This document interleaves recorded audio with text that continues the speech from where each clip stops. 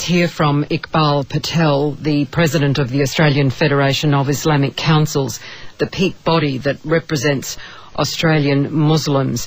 Good morning, Ikebal. You heard what Scott Driscoll I heard that, yes. Yes, he has concerns. He says he wouldn't actually say it outright, but clearly he has concerns about any kind of garment that might hide the face and cover up someone's identity. I have not to date got any evidence, including from Scott, that there has been any instance of a Muslim woman in a headscarf causing any security risk.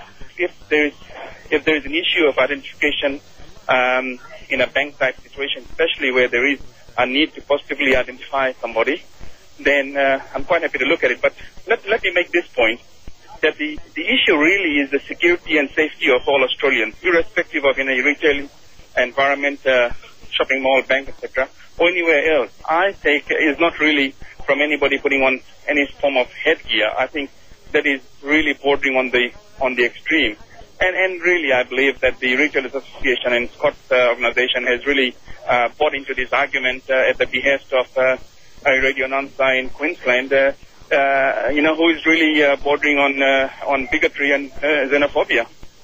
Would Muslim women, or you as a leader of the Muslim community, advocate changing the way they wear their headgear?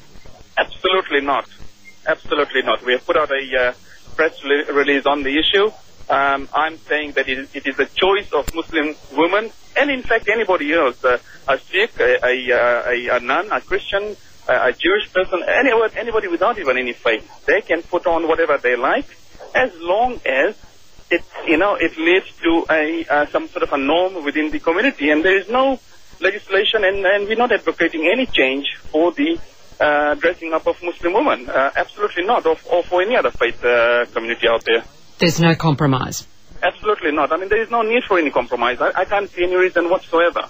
Until and unless somebody puts a credible explanation or evidence of any reason why we need to make a change. What happens at airports when a Muslim woman goes through security? I know in America and even here sometimes you have to show your passport at the airport and they check to make sure you're the same person. What happens in the case of Muslim women?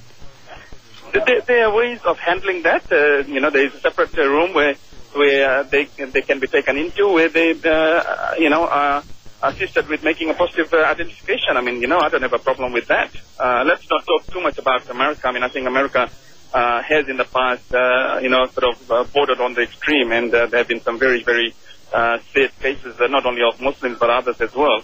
But let's talk about Australia here, because we have maintained this very, very strong Australian norm of fair go, and things have worked quite well in Australia, and I don't think there is any need to jump on the bandwagon of some shock jock radio, personality out there to push this to the extreme. Ikebal, then, how would you propose that retailers handle things if they do see a security risk with a Muslim woman? Well, I mean, I think that's the point. There isn't a security risk. There hasn't been one. We have talked to people who have millions of people going through their outlets every year, and they are not saying that there is a security risk.